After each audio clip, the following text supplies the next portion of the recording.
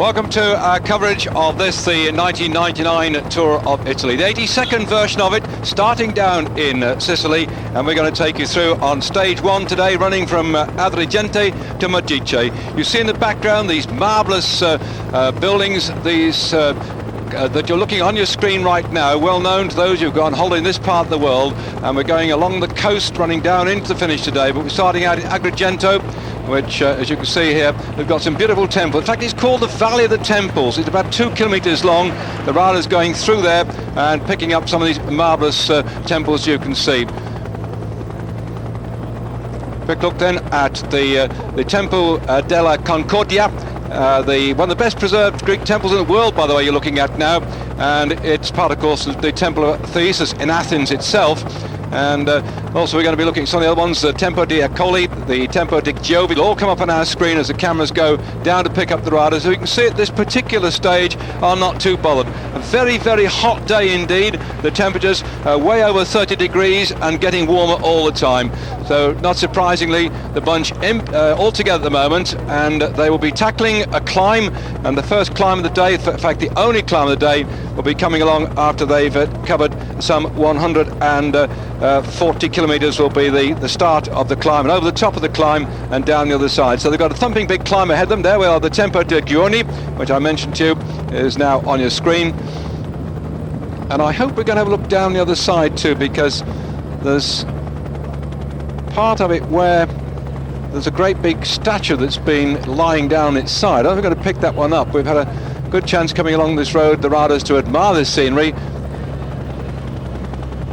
The baking hot weather, you can see how it's already bleached the earth. This is, of course, known as the Sunshine Island, and Sicily is the largest island that exists on the Mediterranean.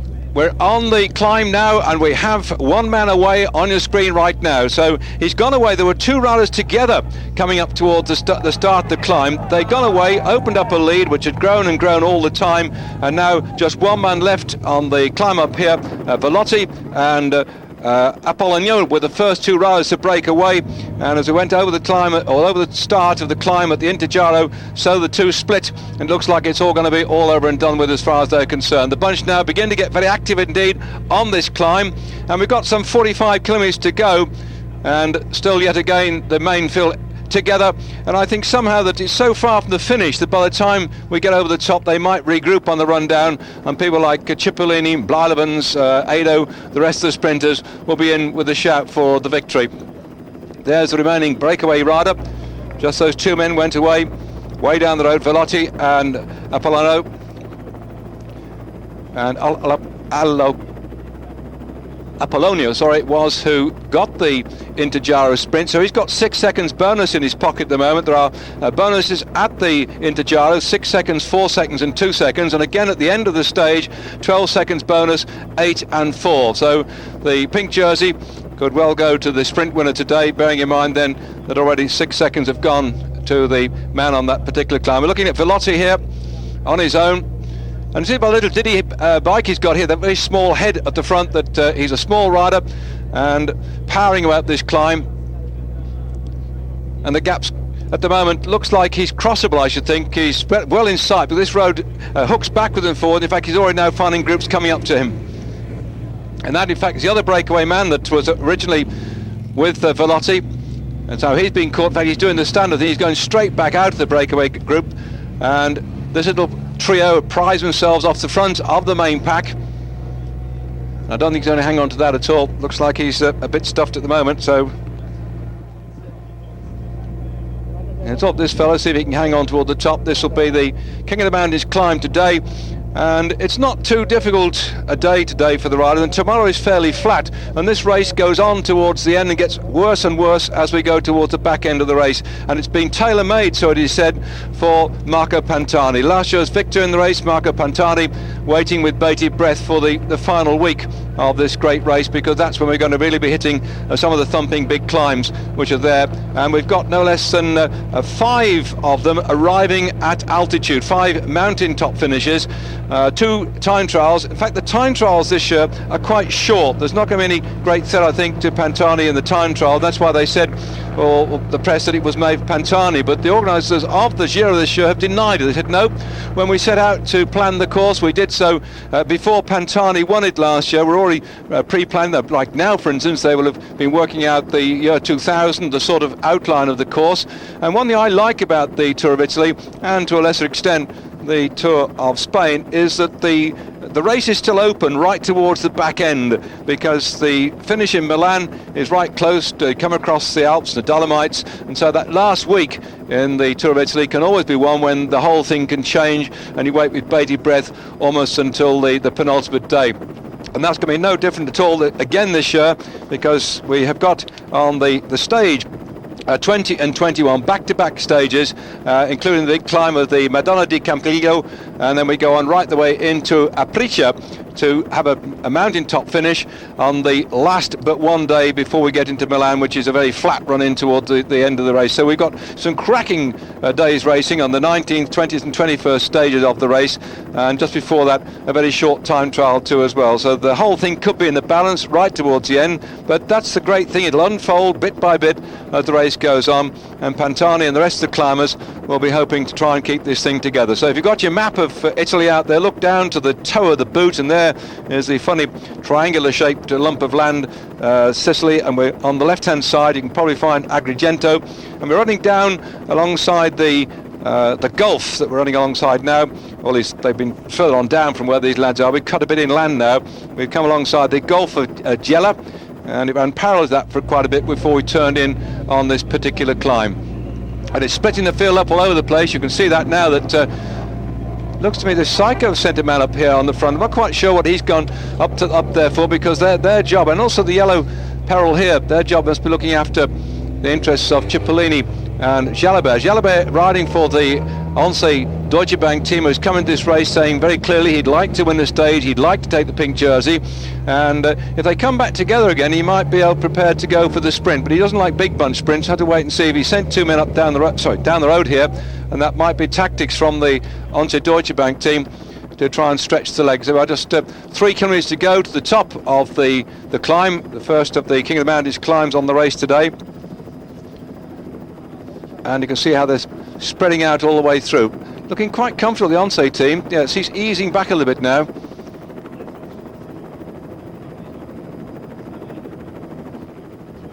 Let's see who we've got in this group. That's Perron from the Once team. We've certainly got him in this little breakaway group at the moment.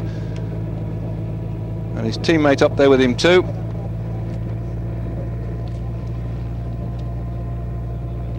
Looks like one of the Calme Costa Blanca riders is coming across to join up with them.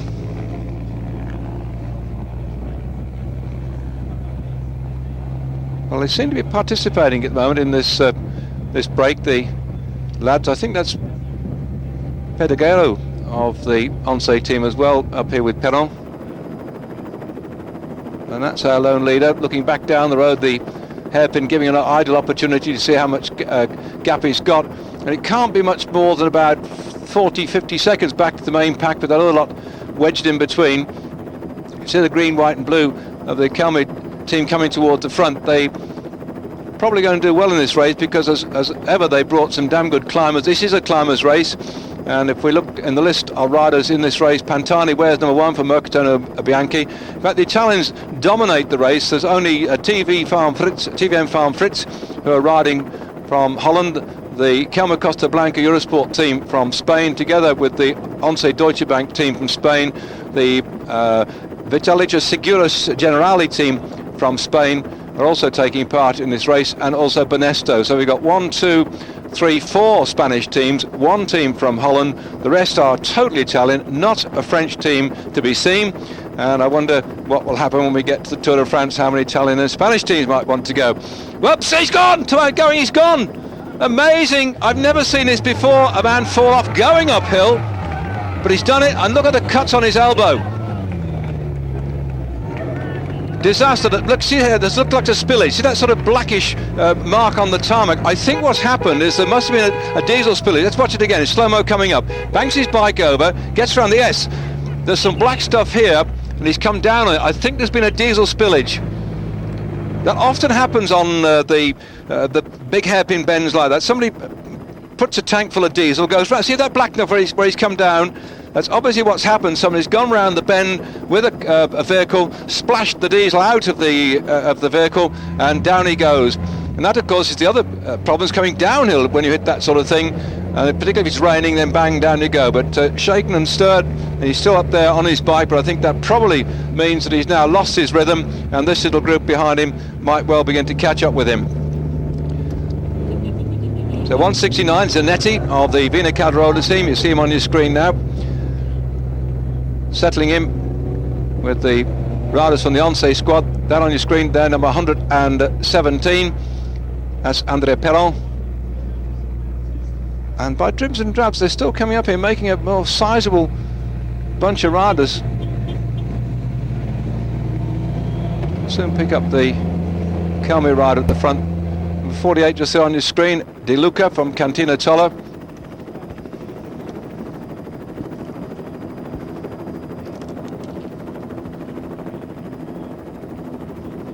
Who else is coming across? I think this might be young Sevilla.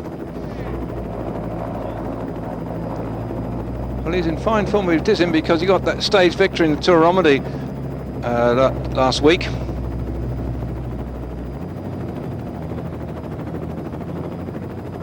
Two, 4, 6, 7 of them. Yeah, the chap at the back, the Psycho rider, as I expected, is just sitting in there and riding along. He's obviously got to look out the interests of Cipollini. The Psycho Cannondale team have got 2 cars to play in the Tour this year. There's a back up with the front end of that pack, chasing after our leader.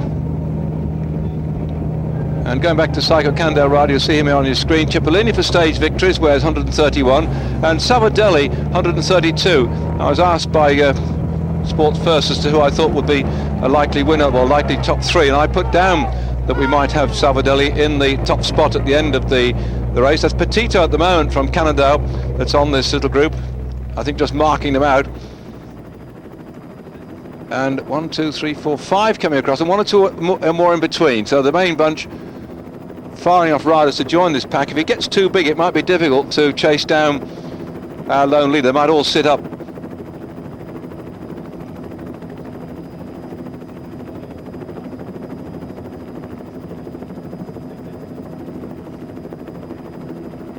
So still the Vina Calderola riders doing all he can on the front. I think that's Bettini in there too for the Mappe team, just lying second on the string. 6, 7 there, 2, 4, 5 coming up. That's going to make 12. And the poor lone chap still hanging on at the front might be joined by this. Then we'll have a baker's dozen, won't we? Because it looks like Velotti can find himself having come up. Lucky he's coming across a bit quick too.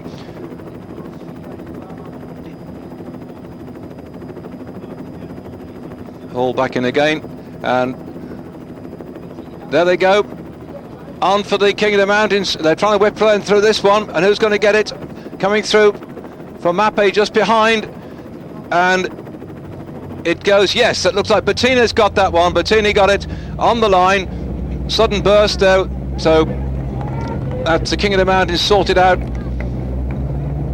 In fact, we've had our leader Velotti brought back in. The cameras went back down, picked up the chasers, and obviously he's been sucked back into that group. So we've now got 13 men, and that will mean Bettini, together with the rest of the group, will probably sit up now and wait for the main pack to come.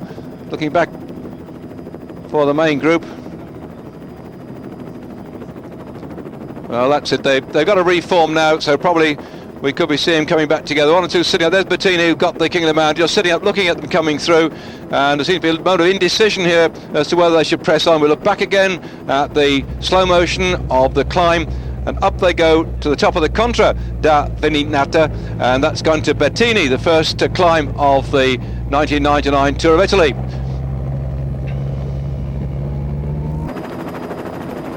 Still the Psycho Cannondale team controlling this run in towards the finish on this stage, which is going to finish in Modica after 162 kilometres, 101 kilometres in all today, 101 miles of racing. Just that one climb we had when the riders went over the Contra da Benita, and that was Bettini that took that one, Paolo Bettini. Now they're warming up for the sprint, and the lads from the Liquid Gas are beginning to put the gas on too. They're moving through. I think it might have been Frattini going through there, and looking back over his shoulder to see what damage he's done, and Cipollini is going to find plenty of company the way they're coming through. A lot of riders had plenty of shelter. So like I say, Ivanov down there just behind Blyleman. He's moving forward now. There goes Ivanov with the blue band round about him. Blyleman's looking for the wheel, can't find his way through. He'd been slightly taken out by number 95. He eased a bit onto him and made life just a bit difficult. That was Quaranta, who moved against Blyleman's, and so Ivanov is tracking now behind the red shirts, and still the speed is considerable, and Blyleman seems to have drifted out of contention. Still Psycho Candel driving this one along, and I think that Cipollini might have dropped back a bit. We've been watching the bumping and bone. No, Cipollini's there, starting to go, and Cipollini starts to roll now. And he's going, but he's got company. They're whistling round about him. The Liquid Ash riders started to go, and Cipollini's got to do it all himself because his team have pulled off. That's left-hander, and looking back again, Frattini, I think it is, looks back. He set his teammate up, and it's still on the front then for Liquid Gas, Zapata, and through they come, and it's going to be Mr. Cipollini, surely still in contention, holding his time as they run in toward the finish. Blyleman's on the left-hand side, and Cipollini on the right. No, he's not got it. That's gone, I think. That's not Cipollini, that's not Blyleman's that's got on the line. In fact, it's Quaranta, even Quaranta that's got it. Quaranta's got the lead out that he needed, and he's taken the stage victory. Well, that was a turn up for the books then. Quaranta taking that one. Well, he came from nowhere, surged through, got the victory. All the work that was done by the rest of the team, you can see it, they're drifting off the front. Liquid Gas boys tried and failed, and there he goes in the blue pants, steamrolling his way through. Blyleman's just behind him. Then comes Cipollini. There's been a bit of pushing and shoving back down the road, and it seemed, I think, to slow Blyleman, who was on my short list for victory. It always seemed to get Cipollini, takes a couple of days to get settled in, but he pushes and barges his way through here. Blyleman can't make it. Quaranta gets it. Cipollini takes third spot.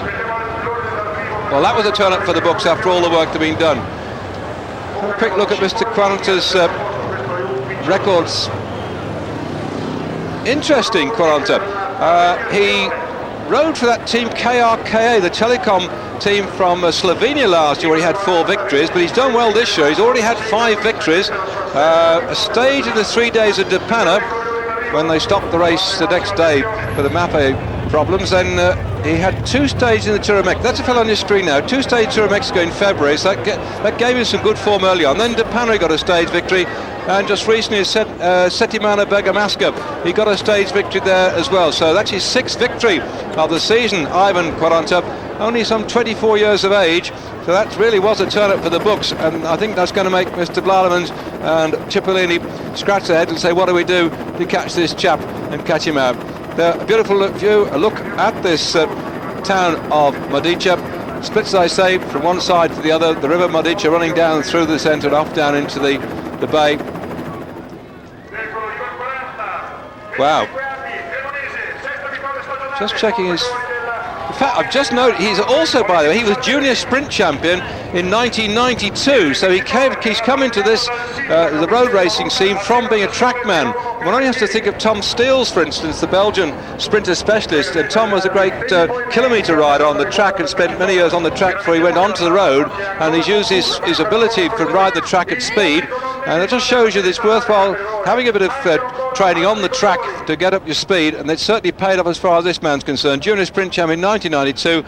This is 6th victory of the season. Riding for Mobile Veta, they are mobile caravan homes. You can see the little illustrations on the back. You know those mobile homes that people have on 4 wheels when they go off on holidays. Well, that's what he is sponsored by that. And also Northwave, they're the shoe manufacturers, and that is not one of the top teams. I don't want to be disrespectful, but it's not one of your Mappe teams, not one of your Once teams, not one of your Psycho teams. It's a very useful outfit, and they're used to picking up rewards here and there. And what's going to happen, of course, is he's not only going to get the stage victory, but he'll take the pink jersey as well. So success then to Ivan Quaranta, taking the first stage in the Tour this year to the 20th century for today's racing cyclists, and the speed at which this young man shot across the line left them all gasping in his wake.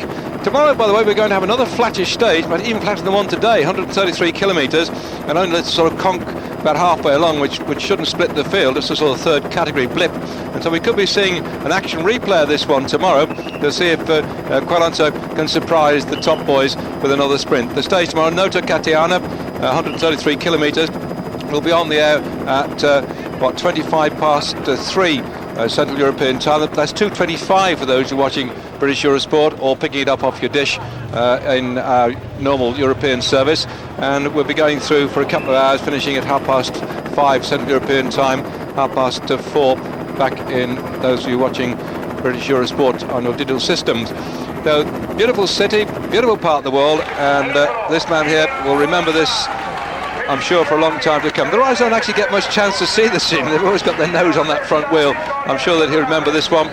No doubt, hope his family have been taping for him back. And look at the size of those thighs. I'm talking about the man in the middle. That just shows what a sprinter he is. And of course, as with all these sprinters, once we get to the big climbs, they have some difficulty getting over them. But the early part of a race like this one, they can get over the climbs, get back together. We saw today with some hard work from their teammates or other teams who are looking for a sprint. And so he's got himself oh, that's nice, isn't it? Quick drop of the old fist. I don't think we'll be celebrating any Kelmo Costa Blanca Eurosport stage victory until we get to the mountains, when Mr. Pantani will be in full flight. That'll give me another chance to celebrate with the local pop. Doesn't look a bit concerned, does he? All recovered now. Here's the traditional ceremonies at the end. We've got a bit of time to take you through the presentation, and we look back again in slow motion, and he's hurtling himself towards the finish line. Back there, I think, just behind, I think Vainsters was in that little group behind. Mr. Clear and Guidi just picked them up behind. On the right-hand side, Blalowans gritting his teeth. Well, Blalowans also had a pretty good start to the season, but this man here has surprised a lot of people by that, his 6th victory. But not against the opposition we're seeing here. When he got in, Settimana Bergamasca, 3 days of Japan. Well, there's pretty good hitters in that race, but the Tour of Mexico, there wasn't much opposition, but now he's really come up against some heavy riders, and he's scored that very good success. Just have a quick look then to see what Blalowans has done so far this year. Spot, and I think that he, likewise, would be a bit unhappy not to have popped over and taken the first spot.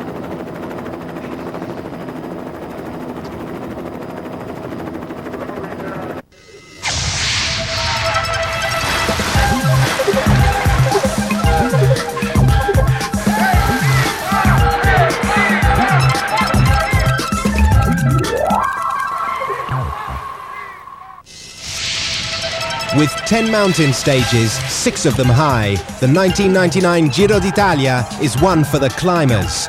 Sprinter Cipollini called it a tour of ski resorts. They're pedaling from Sicily right up...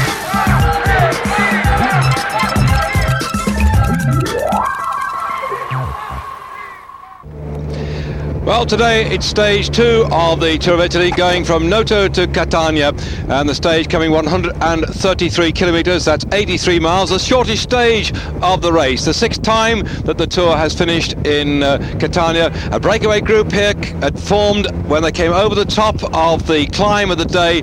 That was after 53 kilometres of racing, when Bettini took the first position over the top of the climb. That'll help him in the King of the Mountains competition. He wears the green jersey. This breakaway group then are now being chased by the main group. We've got Fagnini, De Luca, McRae, Petacchi, Caccioli and Tessato away, and there behind these riders is the main pack now, thundering along to try and pull them back on the run in towards the finish. Certainly a lot of help then coming from the team of Quantararo, who wears a pink jersey. The question is, will they catch that breakaway group before we get to the finish?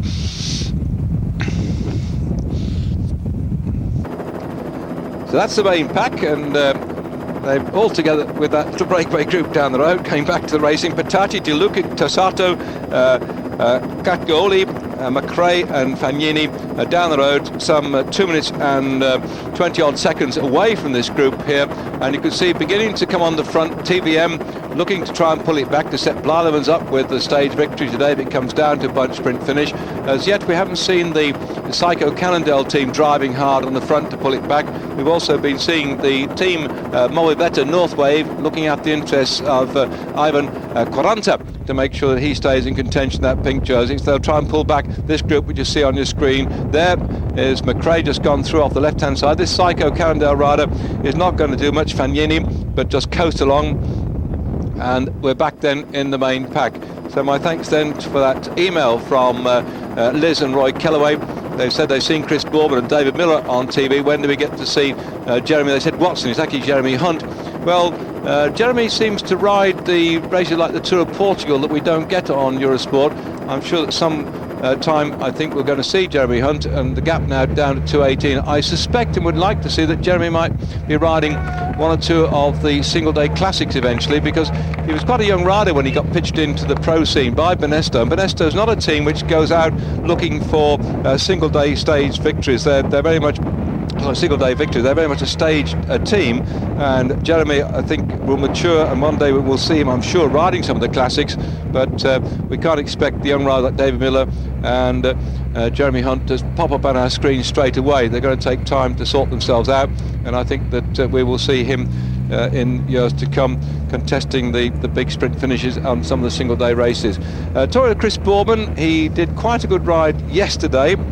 If I can just find the information for you, we're now back with the chase group going on your screen in the Tour de l'Oise. He got in a breakaway group, and they went off and set off. There's a whole group of them, about 9 men went away, and getting in towards the finish, the big bunch came after them. Bourman was in that big breakaway group with a pack called Tiloy, Gavatsky, Genti, Silovs, and the big Matt Ober rider was in there too. So they got themselves together coming up towards the finish, and unfortunately with 500 metres to go the bunch swallowed them up, and one chap nipped off down the road, a fellow called Thierry Marichal from the Lotto team, got the stage victory, and all these lots swarm round about him. Kursivu getting the sprint at just about a few bike lengths behind Marichal, and Ruska is finishing in 3rd spot. Sweets, who's going to ride the Pro Tour, was in 4th spot for the Big Mat team, and Bourman got sucked up and in the main pack. So Chris at least had a go yesterday,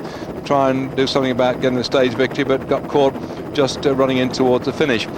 Down there you could see the jersey, that plum coloured jersey. That's the man who's leading, he's in 2nd spot at the moment overall, and that is Blyleven's. He finished 2nd yesterday. Quaranta wears the pink jersey as the overall leader on the general classification. He was also entitled to have that plum coloured jersey, but as he can't wear 2, it got passed on down. And there we also see up on your screen the chap in the blue jersey. That was number 161, Apollonia. He's a leader on the Intergiro section of the race. So we're now seeing, look at the TVM jerseys round about. That one, the white, blue and red, is Ivanov from the TVM squad, the man, Russian champion, and the other grey and white jerseys round about Blyleven's for TVM, protecting him on the run into the finish to try and see if he can go one better. 2nd yesterday, and he wearing that plum coloured jersey, being 2nd on the points competition. So we now picked out all the jerseys for you, or at least we've seen 3 of them. I'm not sure if we have the green jersey. Before we came on there, we saw the green jersey, Bettini getting the only King of the Mountains prize we had today. He got over the top of that one, so he's going to keep the green jersey. So you can see the gap is coming down all the time on your screen, just holding it nicely. The bunch behind working to try and keep themselves close enough to pull this lot back. And again, going through, we can see the Movimento team with the Olympic champion Pascal Richard in the white jersey with Olympic bands on it going through. Then those chaps on the green Gazella bicycles, that's the TVM lads, 1, 2, 3 of them.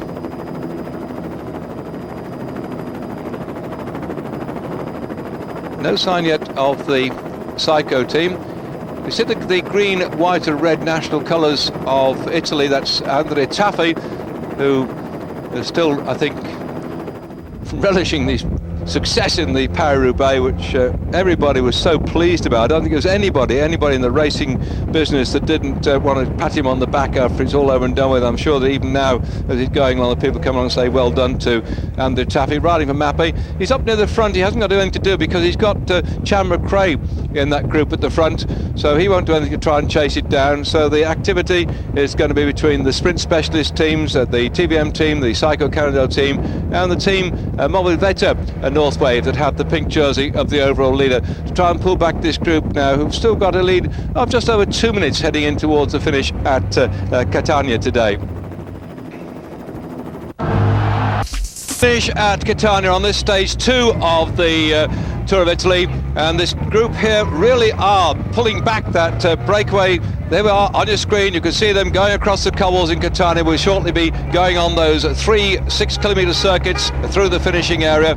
And Pataki, who started all in the dark blue shorts and the yellow, just vying second from the front, still trying to stay away, but the gap is coming down. They're almost in sight of the chasers. The maximum lead they had was just over 2.5 minutes. At the back of the group, we can see the riders here. Tassata from Balan just hanging on a bit there in the black and white, the Amica Chips rider, and that's Corcioli.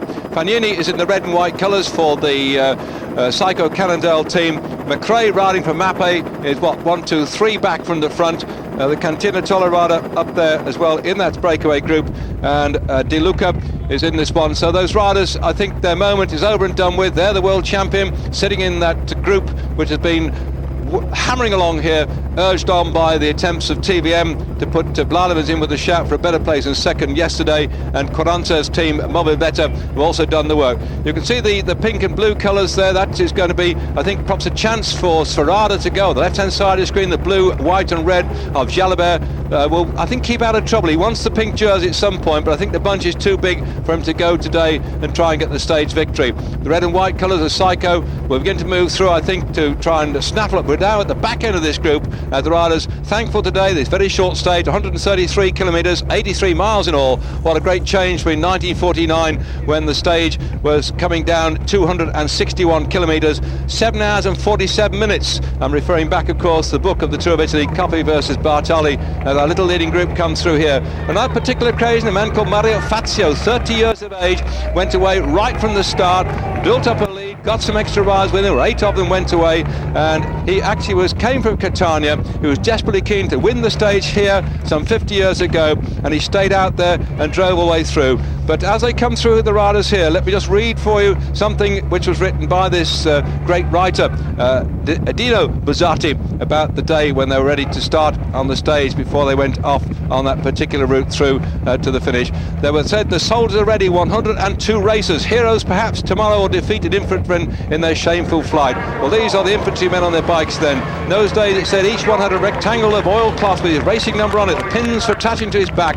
Each one had his own little secret weapons the others did not know about. The charm of his children's pictures inside, the medal of his favourite Madonna, the ancient racing cap all greasy, shoes with the heels shaped a certain way, the same ones he wore 3 years ago to resounding victory. So in this group you still have riders who maybe have some little pet way of thinking that they have to have like a little rabbit in their back pocket for good luck. But now with 3 laps to go, it's not really good luck, it's going to be good work, I think, to pull back that group, and then we could be in for a big sprint finish. And there Blademans in the plum-coloured jersey going through, staying near the front to make sure he's out of trouble of any crashes, because we've got some rather twisty little tucks and turns on the way round Catania, this very old city, on the way round before they come back through this particular point. The rest of the riders you see here at the back end of the field were quite happy to just sit there and wait and bide their time, whereas the chaps who want to perhaps contest the sprint are moving up towards the front and looking to keep out of trouble those chaps who are waiting for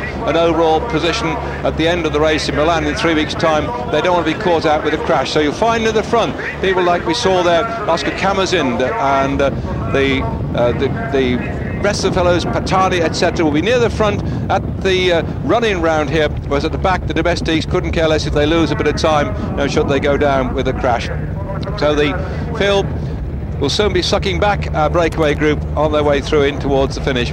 And just then, to complete the story about that ride in to the finish in Catania, just those 50 years ago. But he did stay away, and it was amazing, the story, how it was written by this flowery journalist about how when he came on in towards the finish, and they said Catania's down there, last the clouds open up, rays of sunlight rain down the countryside, and the lava flows casting a radiant glow on the garlands, the motorcyclists blew overalls, the ingenious female laughed at the side of the road, come on, you're beaten. Copy that point was in fact over 2 minutes down, but as he came into the stadium in those times to finish, and we watch now as the riders come through, and remember that man who was born in Catania, and it said he entered the stadium, the cheers of the crowd pouring over. Fazio's eyes were seeking one thing. She was right there, level with the finishing line, behind the wire fencing. Mama's face, plump, soothing, full of kindness, tranquility and laughter. It lasted just an instant, because that last lap and final sprint was still be complete. He caught sight of her.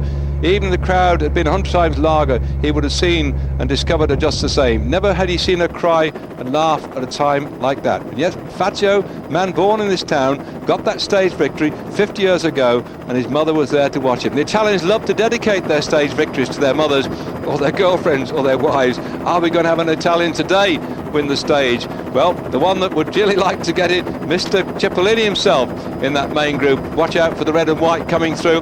And you had to watch out too for the fast sprinting man in pink, 40, who got the stage victory yesterday. Well, Bleilemann's in the plum-coloured jersey because he also had a good turn of speed.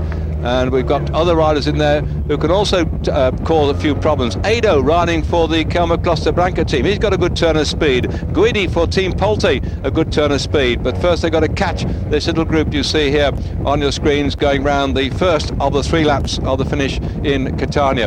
Amazing little town, this one of Catania. We may, when our helicopters go up, just show you the size of it. It's the second largest city in Sicily, population of over some 400,000 people. And much of the town was built using bits of the black lava from Etna, which virtually destroyed the city in the year 1669. So we go back then, here we are, 1999. You imagine 1669, what a lot of nines we've got. It was Etna that destroyed this city. Death, they took off just coming over the top of that climb. It was Pataki that started. I'll have a quick little check on the distance, that particular point. When they came over the top of the climb of Melili and went down the other side, there was still some 76 kilometres to go to the finish at the bottom of the climb, and so they stayed away now for something around about 60 odd kilometres, but with that gap no more than about 10 seconds, I fear that they're going to be swallowed up by this bunch that just like, it's like a fisherman, isn't it, playing with a fish on the end of the hook. Not that I ever was fisherman like that. I used to fish for eels, and boy, when the eel bit, bang, that was it, you pulled it straight in. And I love eels, they're nice, aren't they? Particularly smoked eel, very pleasant indeed. Eel in garlic too, with some nice green around about, very pleasant.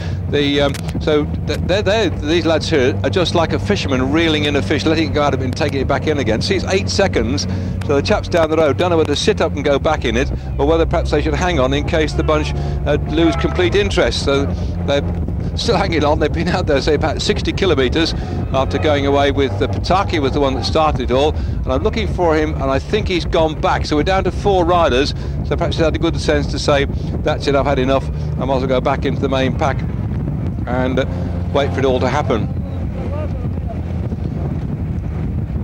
Because the Navigare Blue Storm riders, or Navigare Gain they're called now, they've got some pretty good sprinters, and I think he would probably call back Pataki into the chase group. I think that's exactly what has happened. Yes, we're only down to 4 riders.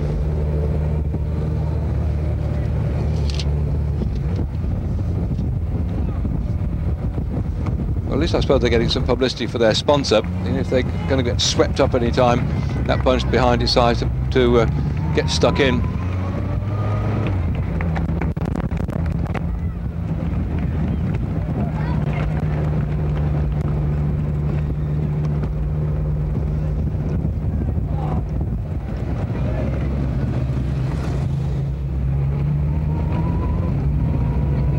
Yeah, you can see at the back here some of those green bikes, the TVM riders who've led the chase for so long, they've decided to have. Now there's McRae still trying to go away. Comes from Albany in America.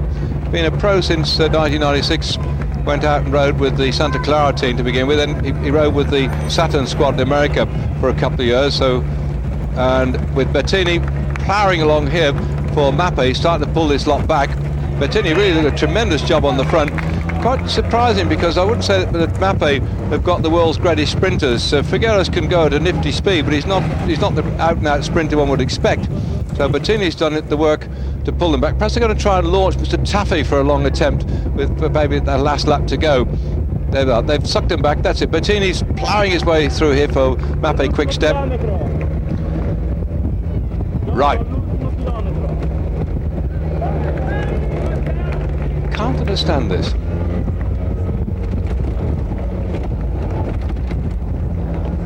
Yeah, what I say! Taffy's done it. I was just trying to work out what the tactics were. I said that perhaps they're going to try and launch Taffy into space, and he's gone. But surely Andrew can't stay out there like that. He's just rocketed away down the road. I couldn't understand what was going on. I thought, well, I can't believe that would happen. He's done it. Well, Taffy, who demolished everybody in the Paris-Roubaix, that super solo ride, and there he goes yet again. Oh, this is great stuff. Taffy hammering away, and let's see if he can get to stage victory to go with that superb Paris-Roubaix. The Psycho Cannondale team have now done all they can to keep Cipollini in contention. There's still plenty of them about the place to keep the pot boiling, but behind Cipollini there's a whole gaggle of sprinters beginning to get themselves in position.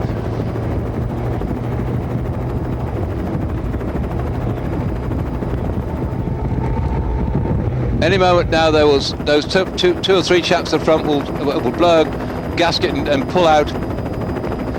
So with liquid gas, they've got Leone and Conti, quite good sprinters, back in that little group, and you can see there's a liquid gas rider. Just come on, my way through. That's Leone. So go on, there's my space. Leone wants to get past. Hey, he can't do that. No, he's going to push him back. Ivanov has the right to be there. Ivanov is protecting. He's protecting Blailovans. Look at this. Blailovans, he's got the right to stay there, and he can't do that. Ivanov is now leaning back on Leone. Leone wants to get on Blailovans' wheel because he knows that Ivanov isn't a great sprinter, and there he goes again and again. Whoa, they've got to watch this one, and look at Ivanov. He's gone back again. Look there, look.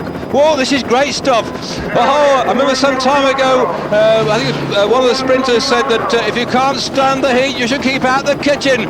And suddenly, the argy-barging is going on as Lucace and the riders from the Navigare team start to move through as the liquid gas rider Leone is having the backs on, still with Ivanov.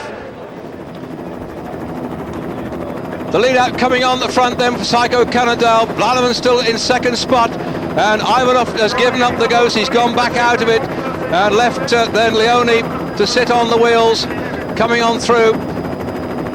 Still no sign of the pink jersey. The pink jersey looked like he got ripped to pieces yesterday and can't handle it. There's Lucace just behind Blailovans, starting to go. The pink jersey's moved through. The pink jersey is there. Pink jersey's now moved through, and a great lead out for Cipollini. His team's doing a wonderful job as he looks back over his shoulder, then starts to go, and Cipollini gets out the saddle and dances on the pedals as he goes to the line. Blailovans tries to get him. He goes to Cipollini. Blailovans in second spot, and looked like Sferrada was just back there, probably about fourth. Might have been Lucace into fourth. I don't know exactly on fourth spot, but certainly it went to the man himself. The Lion King roared and took the victory. Cipollini first on stage 2, and as he came into this race today in fourth spot, 8 seconds back on Quaranta. He also snagged a few seconds in the Intergiro, which we had today early on in the race. It might be the Cipollini with a 12 seconds bonus for that sprint, and his second place I think he got in Intergiro could well have moved into the first spot overall on general classification. Certainly Cipollini took stage 2 here in Catania.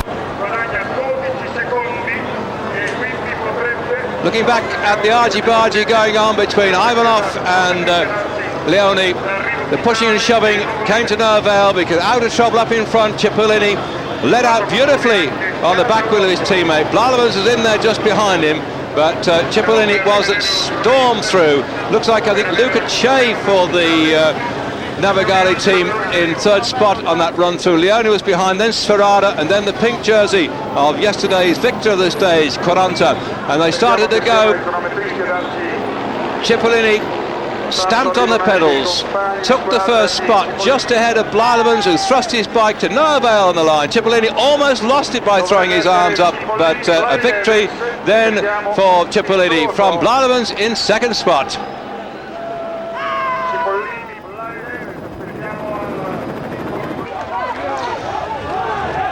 So certainly Mauro Cipollini coming out victor on that stage, just ahead of Blylemans, and in fact it was Pieri of Italy into third spot. Misigila from the team Lampre was in fourth spot and Quaranta behind. So yet again Cipollini taking the champagne. This was his 26th victory in the Tour of Italy. That in fact surpassed the record of Eddy Merckx. Eddy Merckx had 25 victories in the Tour of Italy. Now Cipollini with 26 goes ahead of him. A long way to go to catch up with Binder, who holds the record with 41 stage victories, but in those days things were slightly different before the war. In fact, Binder at one time won 12 stages out of 15. Things were different then, and today it's back to normal. The Lion King roaring and taking the plaudits from this massive crowd here. Happy to see Cipollini once more up on the victory rostrum.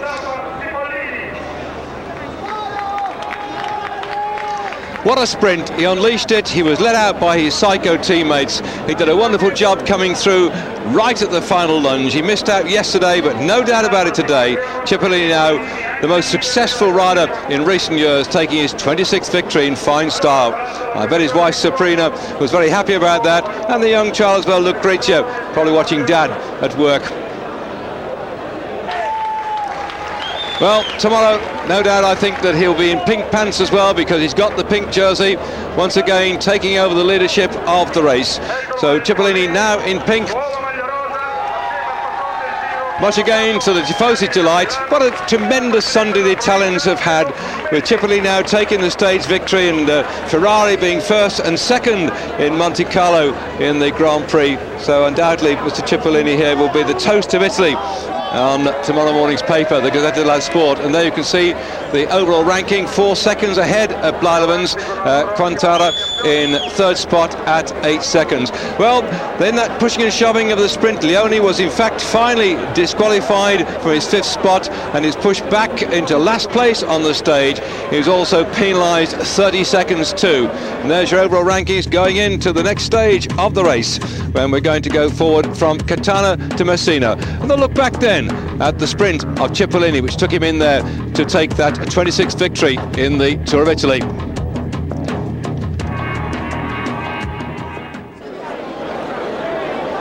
And that's the stage which will take them up to Messina tomorrow. Just one climb along the way over the Portello Mandarazzi. It's a small climb, it's not very great, it's a second category climb. It may not split the field, and this man may be in with a shout yet again for another stage victory. Join us tomorrow for more action from the Tour of Italy. Myself, David Duffield, time to say bye-bye to you all. Arrivederci.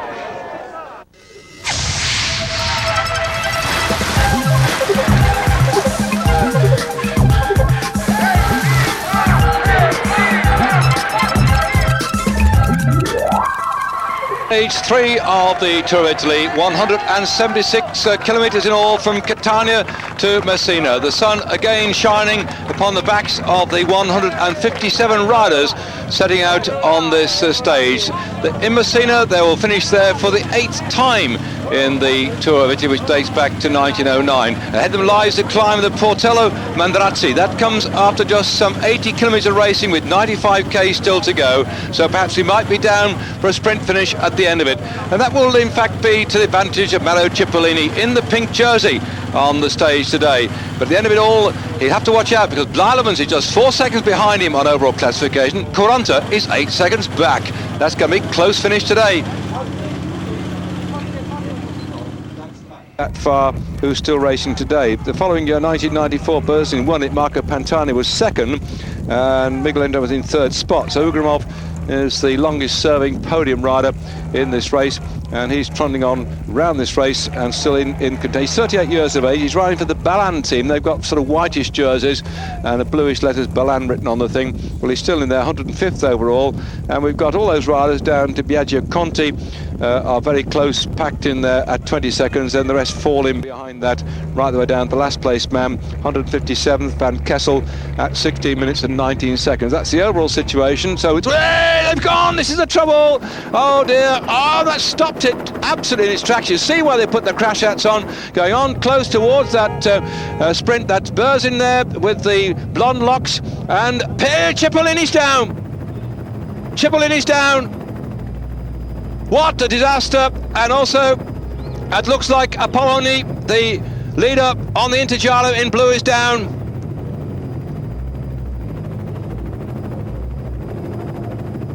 Oh no.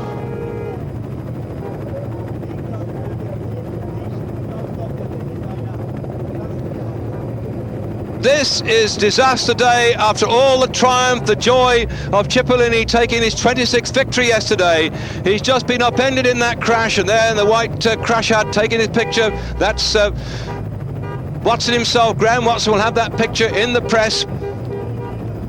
We see some brilliant pictures in the cycling magazines this year, particularly those from Graham Watson. A lovely one I saw in Pro Cycling of Andre Taffy in the Paris-Roubaix. And the cameras can capture this for the monthly magazines, but this is disaster moment for Cipollini.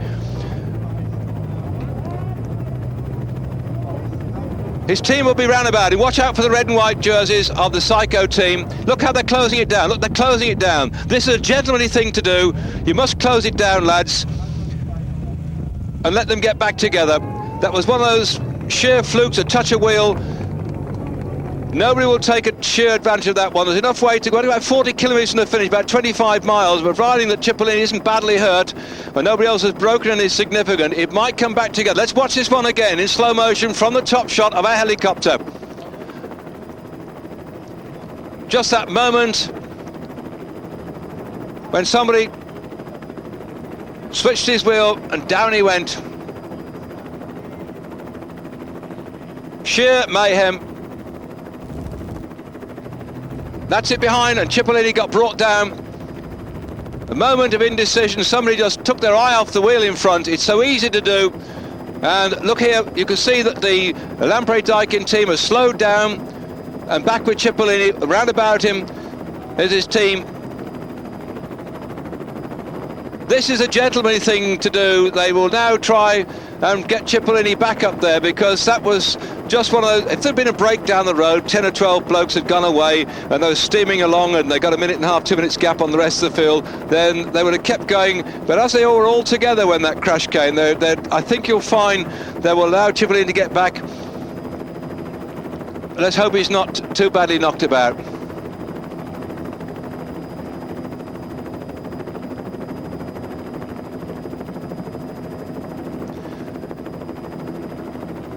Well, there he is, and yes, up at front, they've got the message. The word's gone round. Andrea Taffy's at the front. See, the champion of Italy's gone forward. He's talking to the riders now, and let's hope the gentlemanly thing happens and we get this race back together after the disaster that struck Cipollini. Doing what they have to do once that crash came, because the word would go very quickly round the pack that Cipollini was down. His teammates would drop back to help him get there, and you can see now they're chatting going up in front. Bettini's gone up there, Camazin's gone there, Andre Taffy's gone there, and look, they put the lid on it. This is a gentlemanly thing to do. It's not that he's bigger than most of them. Give him a sharp thumping. They went off down the road, but they recognise it wasn't Cipollini's fault. If he'd do something stupid like trying to ride up the gutter and upended himself, then hard luck. But he was brought down by somebody in that little group just in front of him, and so they'll wait for him to come back again. Well, the race is running late today because of the crosswinds, and this is going to delay it a bit further. So we could be running into our next programme. I'm sorry about what is going to happen after the Tour of Italy stage today, but you can see how the palm trees are being blown by the wind and how strong it has been as they're curling round and going up on the far side of the coast line of the Isle of Sicily. But looks like he's going to get back. Cipollini protected by his team, and one by one other riders coming back to ensure that they can go back to their teams and check what's going on. One or two of the riders will have got back on their bikes. They could well have broken spokes and be riding on with a buckle wheel, and then go back once the thing comes together, and they will. There were 25 seconds is the gap right now for the pink jersey, but that's not going to last for long. Well, you watched it live on Eurosport this afternoon. It shows you the drama, the high drama of bike racing. We've had these things happen in the past. We've seen riders live on our television coverage going down mountainsides, falling off their bikes, going down ravines. We've seen them crashing. I well remember that phenomenal and terrible crash in Armentières when Jalabert and Nelson hit that policeman and went flying all over the place. The big crash going to Dunkirk when Baldato went bang into the barriers, and that is what live sport's all about. We bring it to you on Eurosport, and so now he's back in the pack.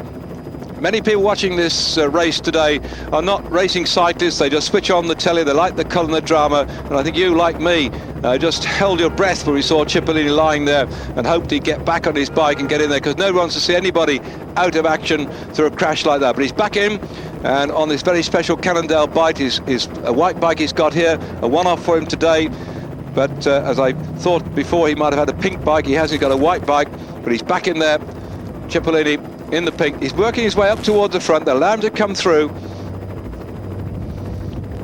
Well, it's 10 years since he won his first stage victory in the Tour of Italy. Let me give you a rundown on that man's successes as we've been holding our breath for him to get back. He's made it in 1989, 10 years ago.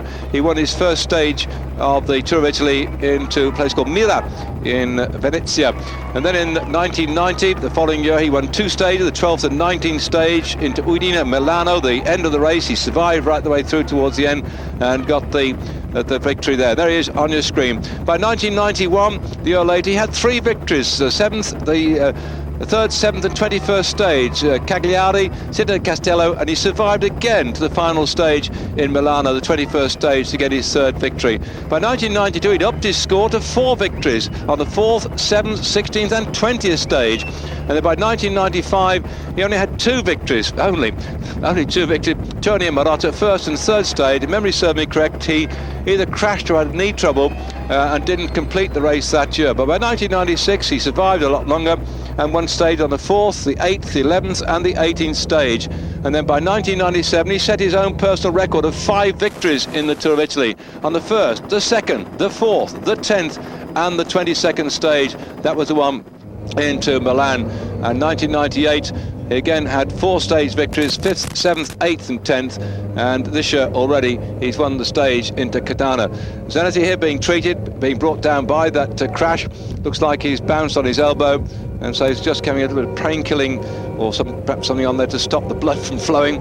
But he's also been brought down to one of his teammates coming through to Cipollini, just checking.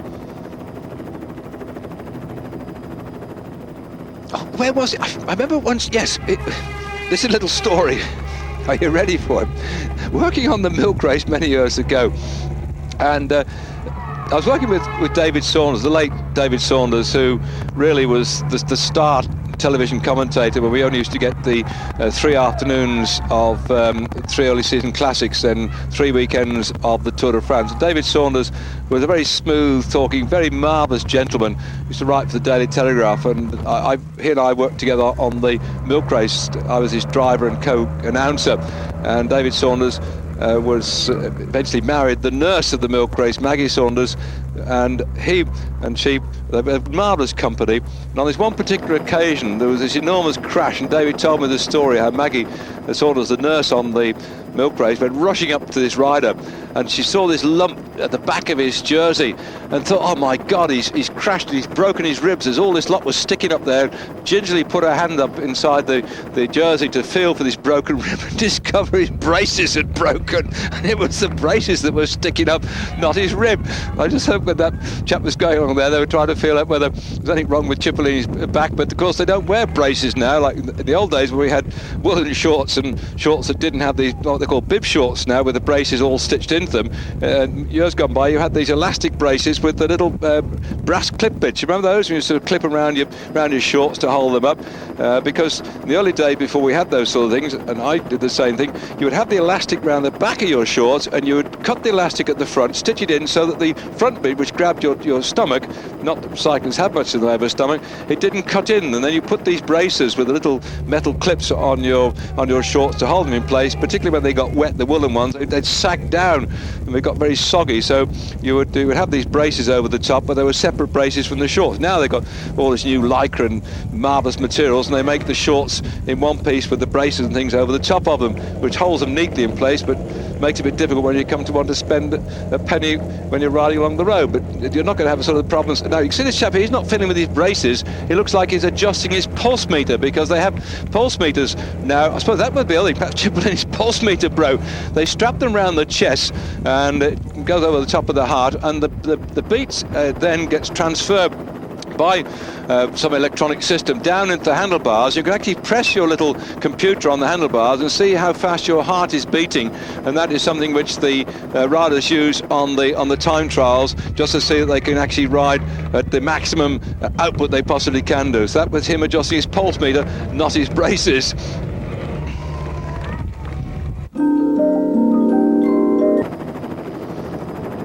Right down there, hidden by the trees, is that group of sprinters. The speed at the front, just enough to... they're starting to move through. I see the red jersey starting to go across. It looks like one of Vitalis Seguros riders nipped across the right-hand side. Cipollini has finally started to move through. He's found the wheel of Blyleven's. Blyleven's in the Ciclamino, the plum-coloured jersey. Looks over his shoulder to see the pink man is there. Ivanov is now lying second from the front, and the Psycho Cannondale team have come through at last. They look like they were letting this one go. And as far as Cipollini is concerned, he's only going to watch Blyleven's, who at the moment is 4 seconds adrift of him on general classification. And those 3 time bonuses for first, second and third are there. Blyleven's has to win this one, and Cipollini has to be back in third spot, or even worse than that one, if he's going to take the pink jersey. And that is why the Red Psycho team are beginning to go on the front to make it go and make it very difficult for Blyleven's to come through. Blyleven's has now got a lot of work to do. He knows he's got Cipollini around about him, and other people looking for the stage victory. Mr. Gleer still being pulled through. They're now in the final kilometre. Mr. Gleer then for the Lamprey team looks like he might have enough steam to try and do better than the 4th place yesterday. Can he make it? 1, 2, 3, 4 back from the front. Still for the Psycho team, winding it up at the front and then ripping off here. Buried in the main pack in the pink is Cipollini. Leone starts to go in the centre, and that is either Leone or the Navigare rider, and again I think it's the Navigare rider we had yesterday, Pieri, that's starting to move through. They're all peeling up, or otherwise it is Pieri on the left hand side. Well, he only got a 3rd spot yesterday. Can he make it now? And Oscar Camerlin starts to go as well. Camerlin starts to come for this one. The world champion is trying to win the stage, and will he get it? Blyleven's gets it, and he could take the jersey. I can't see Cipollini. He may take the jersey. There's Cipollini back there. So that means that Blyleven's gets 12 seconds bonus. Cipollini gets nothing. And Blyleven's might well have taken the pink jersey off Cipollini. Start this morning 4 seconds down. And he got the stage by a gnat's whisker. And he may have got the pink jersey as well. Wow!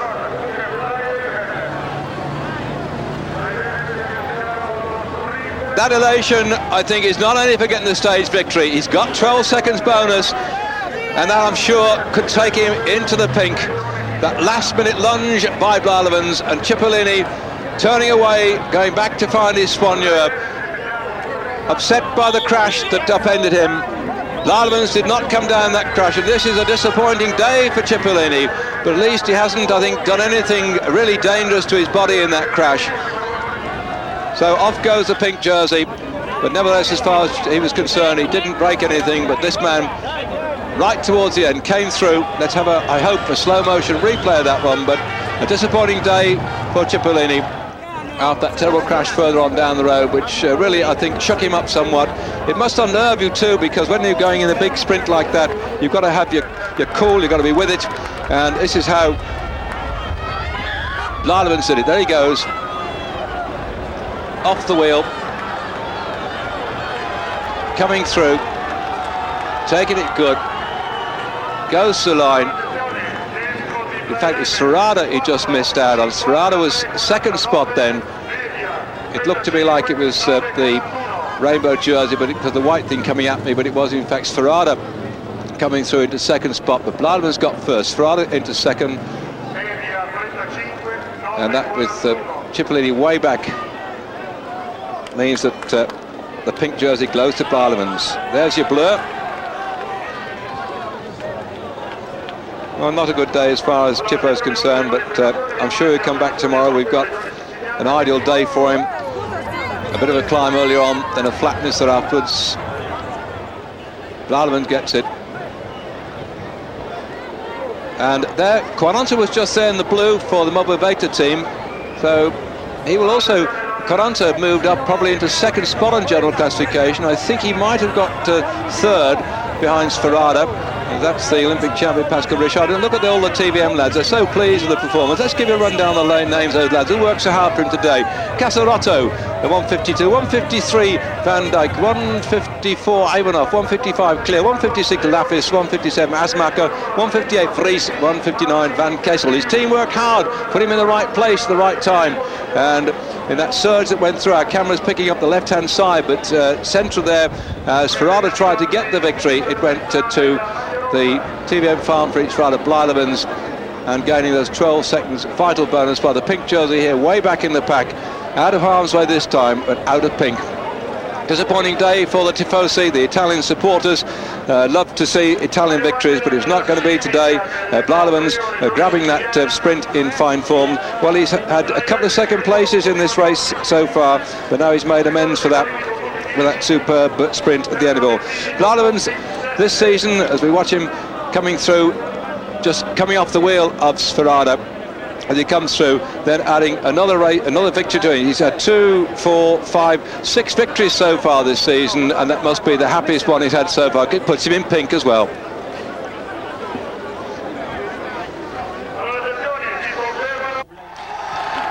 Blademan's coming forward to receive the plaudits of the crowd.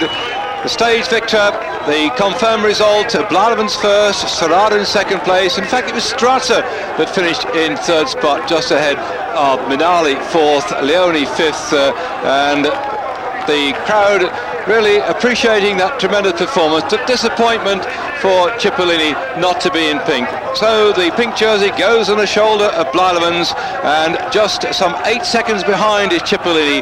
Quaranta back in third spot at 16 seconds. Tessato back in fourth at 22 seconds. So tomorrow then, going on that flatter stage, this man who's really come very strong indeed. That's his 6th victory of the year. He won the stage, the Tour Romandie, on the 7th of May when we covered that on Eurosport, which showed he was coming into good form. He's won stages in the Tour de France, the Tour of Spain. Now, not only a stage victory in the Tour of Italy, but also he's got the pink jersey. And there it is, that slender lead between himself and Cipollini. So battle will resume tomorrow between Cipollini and Blademan's. Quaranta poised also to do something about it, but those two still locked in combat on a day which will be on Eurosport, and we look forward to you joining us on that occasion for stage 4 from Vibo Valentia to Termini Liguana, 186 kilometres in all. Stage 4 with just one small short climb earlier on. We could see yet again another sprint finish like this one, but who will it be in pink?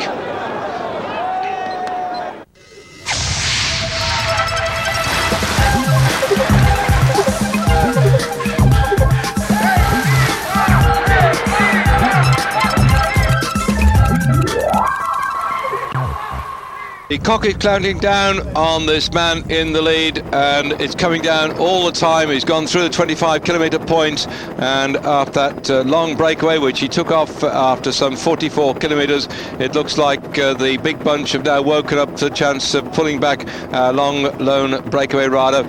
Sat out there, here we go, this is the main bunch going through. The gap, as you can see on the screen, coming down to 48 seconds, 25 kilometres to go. So the day of glory for Radielli. who went away after 44 kilometres of racing, must be well and truly over and done with. So he's, let's see, quick bit of mental calculation here. He would have done something like the thick end of 100 kilometres on his own. That's some 60 miles. So when he gets caught, I expect all you chaps at home and chapesses to give him a round of applause for staying out there and doing what he can to survive. But I don't think he's going to survive much longer, and they'll all come back together again, that I'm sure. By the way, on Sunday, the Red Ride took place. I mentioned earlier on that the Pru Tour and the Prudential insurance companies are backing cycling Great Britain with lots of money and lots of support. Not only are they doing the Red Ride we saw to encourage people to get involved in it, when my good friends Stephen Roche and people like Graham Jones and Tony Dole all turn out to ride on that ride with 1,000 other riders, but they're having every day before the finish. Russell Williams, who's worked with me on Eurosport over the years, he's going to be there with some children turning out for children bike racing as well. But the Red Ride, if you enjoyed that, by the way, I don't think you can probably suddenly still jump in and get a chance to ride in the Pedalata Rosa, but it's something which is also run by the Tour of Italy. And last year some 15 riders went on an organised group with the 6,000 from Great Britain, headed by Mr. Tom Locke, who wrote all about it in cycling. And I'll give a telephone number now in case you want to inquire, because I think it's this Sunday, the Pedalata Rosa, and they're going to take in stage 15, as I understand, of the Tour of Italy, and that's a nasty one because it finished up the climb of the Oropa, O-R-O-P-A, and goes up 1,144 metres above sea level. I hope I haven't got it wrong, by the way, but certainly if you want to check, if you want a last minute booking to go across there, if you're still now full of pride at having survived the Pru Tour Red Ride, then the telephone number, which I'll give out later on, is, it may be full, but you can always try, 0171 828 9171. And a man called Aldo Bevacqua is the man who's very much involved in driving this thing through, and he usually turns up with a double-decker bus and looks after the British contingent. And last year we had Bob Maitland, who also rode, not I think as part of the main contingent, but also turned up to ride along, and Bob must be 70 something now, a very great bike rider who rode in the Tour de France, and also was a great rider in time trialling and road racing back in Great Britain, still rides his bike enormously. So if you want to go and ride the Pedalata Rosa, I'll give you that number again later on, as Ande Taffy starts out now to try and pull back the odds and sods who are going out to try and get away from the group. So I think what the Mbappe team want to do is to put the lid on this one and allow, when they come in towards the finish, as I mentioned earlier on, I think my short list of favourites for a stage victory today, this of course is the kiss of death. It could be Figueras, who rides for the Mbappe Quick Step team, and or it could be Misaglia, who rides for the Lamprey Dakin team. He's in the sort of pink and blue colour. That of course may be totally irrelevant. I shouldn't go down the bookies and put any money up, because I know a breakaway rider who's been out there for some thick end of 100 kilometres, 60 miles. He's got caught. Come on, let's hear it for him. Did you cheer? Good. Right. I like that. Somebody's prepared to have a go. It does work sometimes, because I've mentioned it before, so if you're new to on Eurosport, the news view, I remember the stage down into Marseille on the Tour de France few years ago. Roscioli went away. He hung on and he just got it at the end of it all. Remember Vasseur too, a couple of years ago in the Tour de France, went away on his own. Not only did he win the stage, but he got the yellow jersey. So there's always a chance that one rider goes down the road, his team manager says, okay, your turn today, boy, off you go. And that they may just survive. It adds a bit of interest to the race. It gives the man something to go for, because people like Radielli, they're domestics. Their job is to do what you're seeing here on the screen here. These are the riders who are working hard for Blijlevens. They're going to chase and ride, and the whole object they have to do is to look after their number one riders. Good afternoon, sir. Have to respect the officials, or they get shouted at. So people like Radielli, they get a chance every so often to go down the road, and we all like somebody having a go, don't we? Somebody comes from nowhere it's like Roy of the Rovers, isn't he? Poking a goal in the back of the net at the last minute in the cup final, and he only got selected the day before the cup final because one of the grand champions had twisted his ankle or something, and Roy of the Rovers steps in there and bangs the goal in. Well, the same thing I like to see with some of these bike riders who pop out from nowhere and then get themselves themselves a stage victory, and that's good. That's good for the sport. It's good for them, and I suppose it's good for their morale in the future. They can always look at the picture on the wall fading away of their performance. I mentioned pictures yesterday when Graham Watson was taking photographs of the crash which brought down Cipollini, and there was Graham poking his camera and picking up the pictures.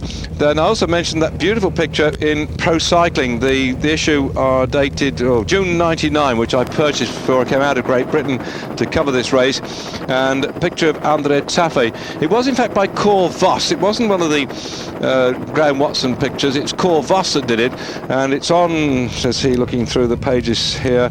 In fact, the pages aren't numbered, thank goodness, but it's 6, 7, 8 or 9 pages into Pro Cycling, which you can get from your news, certainly from Smith's and Menges and those sort of places. And this great picture, I'm going to ask Mr. Cor Voss, who I've known since the days when, hello Mr. Pantani, since the days when he took photographs of the TI Rally team back in the mid-70s, and Cor Voss and Graham Watson are two, I suppose, of the top photographers, and there's a cracking picture, one of the best I've seen, and it's Taffy coming through the crowd, there's dust flying, it encapsulates the whole of the Paris-Roubaix, and we're watching Taffy in there in the green, white and red from time to time as the train goes thundering through. I'm wondering if we can pick him up on our cameras going down to see if he sat in that little lot there, but it's a beautiful picture and I want to get a copy of that, and when I see André Taffy I want him to sign it. I'm going to stick it on my study wall back at home because it's a beautiful one. I had another picture by John Pearce which has been repeated many times on calendars and what have you. It was of Hinault and Plancarts all sprinting for the finish on a stage of the Tour de France. It must have been 10 or 15 years ago, and John told me the story that because of such a great clump of photographers on the finishing line and he couldn't get the picture he wanted for the sprint, he walked down something about 200 metres away and he took this photograph, and the three of them, the Plancarts and Hinault, they're out of the saddle, and just behind the back of their necks they've got sponges where they've been so hot they've been putting sponges behind them so they could push the sponge and get some water on the back of their necks. And the three of them are looking, they're out the saddle, they're line by line, and it's a cracking picture. Every muscle, every sinew is there as they're going forward, and it's a brilliant picture, and I bought a copy of that, and that also is on my wall in my study. And these pictures, they sort of tell the story of vibration. There I talked about André Taffy, there he is on your screen going through, and that photograph out of Pro Cycling, I want to get it and I want to stick it on my wall because it says the whole thing.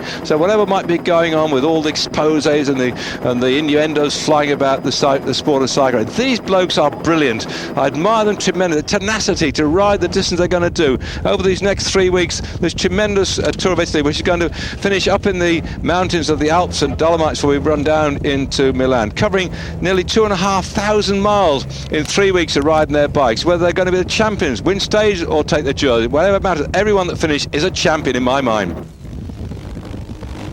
Looking at who's coming up, in fact it's the Oncé team, so Jalabert, we must not forget Jalabert. I'm trying to go through and perm any one from about 15 riders who could get to today's stage victory, and Jalabert, who doesn't normally like a big bunch sprint finish since he had that tremendous thump and crash bang in Armentières, he tries to keep out of harm's way. He's got the jersey on, the national colours of France. You see him almost going to the left. He's gone in the blue, white and red colours. Now Jalabert on an uphill finish might be happy to go for that one because it could split out of it. Even Pantani down there, number one, he's no slouch when he comes to sprinting. An uphill little finish like that, he might just want to stay in contention, but not perhaps cut and run for the finish line and try and get himself the jersey and the stage victory. He's got other things to do later on. So perhaps Jalabert, watch out for him. One or two of the Oncé team in the yellow and black starting to move through. Liquigas also setting up at the front. Well, Liquigas, they've been there or thereabouts, and they were, I think, a bit upset when Leone got himself disqualified and pushed back to last in the finishing line a couple of days ago. Leone, 30 years of age, perhaps gone off the boil a bit. Conte also in the team, 31 years of age, good sprinter too. Micheli, not bad uphill, but I think somehow the Liquigas boys are doing the work, but I suspect that some chaps in the black and the green are likely to run out of gas. Yes, they are. They're sliding back. They've just, I think, tried to show but haven't got enough in their legs.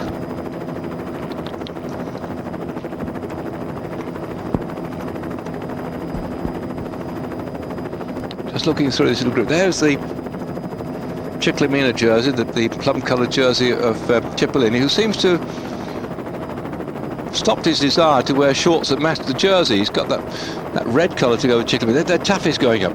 Taffy for the Mappe Quick-Step team.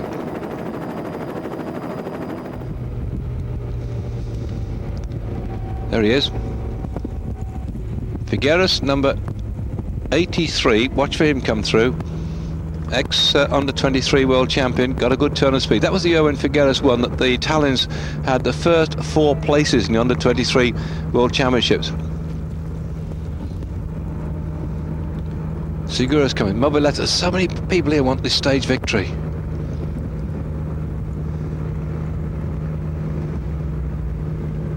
In the blue jersey, leading overall on the competition for the Inter-Giro. He's going through too. That's Tassato.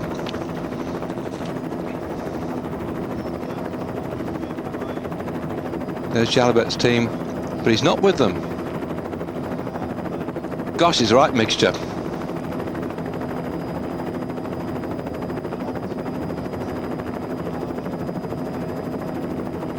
Bettini, here we go. He's going to try and roll away off the front. Bettini would like an uphill sprint finish. Bettini start to go, just to stretch the legs. I think it's just a thinning down process Bettini's doing, just to make sure that the old legs get hurt. He likes it as we go now with 8 kilometres to go, 5 miles left. Just over 10 minutes of racing, closed down by Calma Costa Blanca. Well, I should perhaps have selected them, because I don't think that Ada will go well on this sprint up here, but no, there's people like Herreras and even young Sevilla might start to come through towards the end. This could be anybody's race.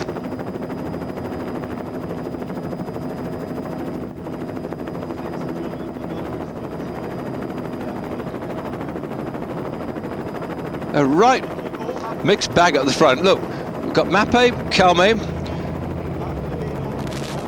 Liquigas, no, it's Navigator again. Movivetta, Psycho. What a mixture. I told it drags a bit towards the end, it conks up and it makes life very difficult. And 1 or 2 legs are going to hurt. In the blue jersey, Tassato, looking good at the moment. 1, 2, 3, 4, 5 back from the front. Pink jersey, Blademans, far left-hand side. Ciclamino, Cipollini tracking him. Lampre Daikin, pink and blue, moving through. Tassato in the blue, just coming up on the inside. No sign of Jalabert yet. Blademans now tracked by Cipollini. Cipollini's right behind Blademans. Blademans gained those 2 seconds bonus in the Inter-Giro sprint. He has now 10 seconds lead over Cipollini. There are 12, 8 and 4 seconds bonus at the end of the stage.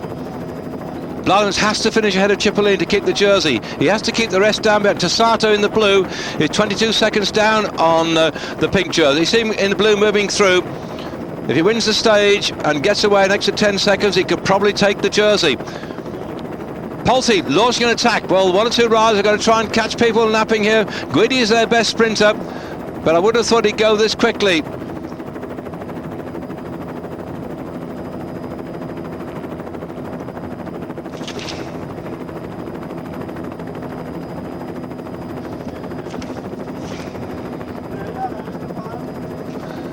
He's still going. Is it Rebellin? Is it Rebellin trying to go for this one?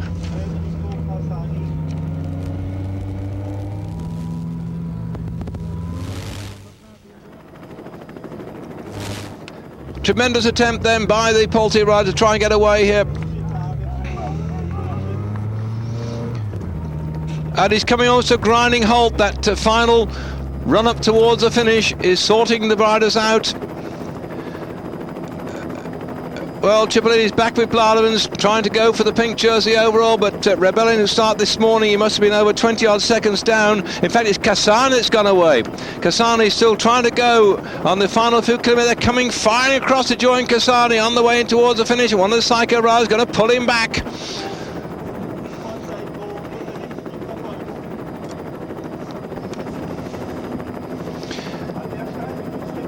Well, coming into around about 4 kilometres to go, and Petito looks back over his shoulder. Then there's Camazin behind him, and there is Cipollini in the plum-coloured jersey. Pantani moving through, number 1 on his back. Well, this uphill running toward the finish might give us a different kettle of fish. Jalabert now 1, 2, 3, 4 back to the front behind Camazin. Jalabert then looking to get a stage victory. He's come in this race to try and get a stage victory. The last time he rode in 1992, Jalabert did not finish. He'd come into the race with a cracked collarbone from an injury he suffered just before the Tour of Italy. He couldn't stay the course. Now he's looking for a stage victory, and Pantani is 2, 4, 6, 7 back. What a turn up the books if Pantani got the stage victory. Still then, Petito and Camazin and Jalabert tracking the Mercato Nuno ride that's setting a pace to the front. 147 just sitting in behind there. It looks like Team Polti have got Rebellin in there. Rebellin now has tried to move through, but still Petito driving hard on the front with Camazin on his wheel. Then Jalabert now in second spot and pushing and shoving through. The riders will begin to move up now and change the overall situation. Still that bit of a climb into finish, might catch a few riders napping. And once again that the Mercato Nuno team have fired off another rider, and that looks to me like Falconi.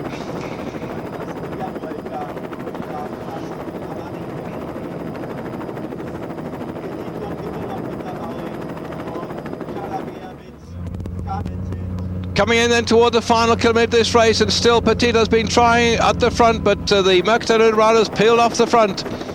In that final kilometre, this is the uphill bit, and then Camazin lying second, then Jalabert behind him in third spot, and Musaclia still back in fourth.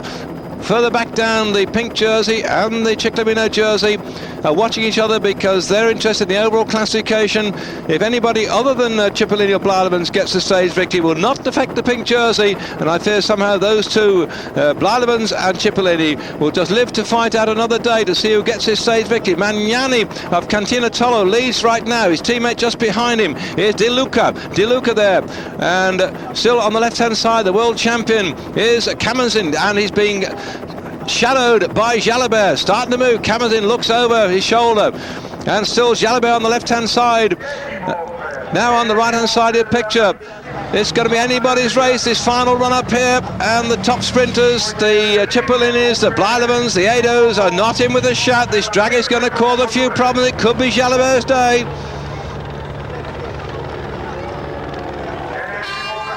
Mappe still firing off yet another rider to try and get the stage. Could be De Grandi starting to go. Still then it's the world champion Camazin, followed by Jalabert, and it looks like Rebellin. Yes, Rebellin into third spot. Camazin, Jalabert, Rebellin, and the leader on the Intergiallo, Tossato, starts to make the move in blue, but it's Jalabert that's starting to pound the pedal. Then Jalabert's got to get the first ever victory in the Tour of Italy. He just keeps it going. Come on, Jaja! Jalabert gets the victory! Hey, chapeau!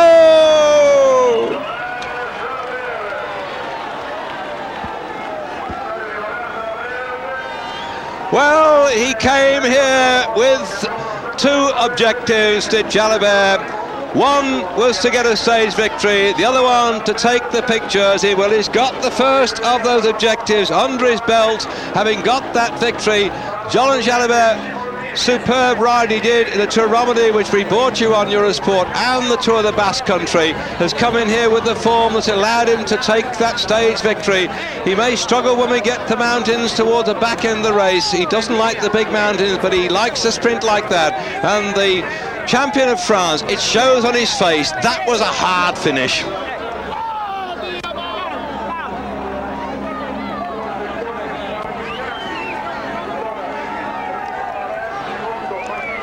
Look at it again. Camazin on the front, Jalabert second, Rebellin lying back in third spot. And then when the chips were down, Jalabert, who doesn't like a big bunch sprint finish but likes one when it's hard, this is when the strong men come through, and France is number one. Number two in the world at the moment, Jalabert, but number one on the stage today. Jalabert takes the victory on the stage. Vivo Valentier, Teve Luciani on the 186 kilometres. Well, he just bided his time, took off at exactly the right moment, and took the victory. Rebellin there in probably third spot, and was that Petito in second. I'll wait and see, because I was just completely emotionally involved with Jalabert, who really is an amazing bike rider, and he's come back again and proved a point with that strong finish. Superb.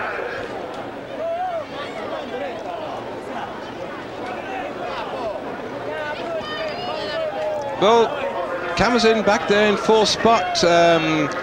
Amazingly, Pantani has dismissed Kamazin and said he's no great threat in the overall for the Tour this year, which I think is rather surprising, because Pantani should remember that Kamazin was fourth last year in the Tour of Italy, and certainly he showed today he's prepared to mix it with the best of them. We've got Jalabert thumping through here to take the victory, not far back with the world champion. Sometimes there is the kiss of death on the rainbow jersey, but Kamazin so far this season has certainly showed he's prepared to have a go, but Jalabert was the first man to get across the line ahead of him.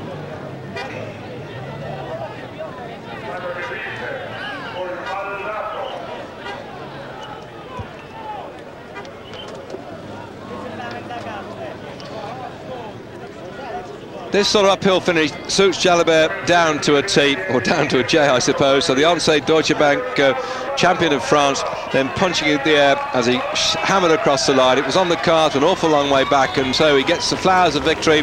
And what he set out to do, it's his second time he's ridden the Tour of Italy. The last time he rode, he didn't finish, having got that cracked collarbone, but now he's got what he set out to do, the stage victory. And I wonder, see, he got 12 seconds bonus. He was like 28 seconds down this morning, so he's narrowing the gap on the pink jersey. And let's have a look tomorrow what the stage is like to be as he pops the champagne cork. Don't go away, I'll have a look for you. Oops, dear. Don't expect Jalabert to be in pink tomorrow, by the way. Stage 5, we're going to finish at Monte Serino, and it's up a thumping great climb at the end of it all, and they finish 1,525 metres above sea level, and it's an awful long climb. And I somehow think that Jalabert has got his stage victory, but I don't think we're going to see him in the pink tomorrow. He can climb reasonably well. He may be prepared to have a go tomorrow, but really it's going to rip the legs off many people on that run to Monte Serino, which I hope you'll join me to see on Eurosport. We're going to have that live coverage as well for you again. So it's going to be a cracking stage tomorrow, and things might change. We go up along the coast, and their confirmation then, in fact, Jalabert ahead of Fagnini it was into second spot, not as I expected, and Rebellin back into third. So that's the overall result of the fourth stage of the Tour of Italy. And for Jalabert, another one to add to his massive selection of successes over the years. As we look now across there for the victory ceremonies, we've already seen Jalabert collect his bouquet. And what a lot of success he had this year, Jalabert. What's he got? 1, 2, 3, 4, 5, 6, 7, 8, 9. 9 successes. The one, of course, we saw the Tour of Romandy when he got those stages, the prologue. He took stage 2, he took stage 3, and overall he became out the winner of that one as well. We watched him in the Tour of the Basque Country when he trounced people there too. Well, he's still in pink, Blademans. He and Cipollini were there battling for that pink jersey. And on that uphill climb, I didn't expect either of them to win the stage and get the bonus points. And when they stopped outside the top 3, it means that Blademans has that pink jersey. He snaffled an extra couple of seconds off Cipollini today by finishing third on the Giro sprint. So now he's got himself 10 seconds clear of Cipollini. Sorry about a few flicks on the old pictures coming through to you, but I'm sure Dutch viewers will be very pleased to see this man who comes from Breda taking the victories. He's 27 years of age, and he's hoping to win a stage in the Tour of Italy, the Tour de France and the Tour of Spain this year. He's already won stage in those races in the past, but not all in the same year. Blademans then still in the pink jersey after that stupendous stage victory by Jalabert, who ran out victor on this uphill run to the finish.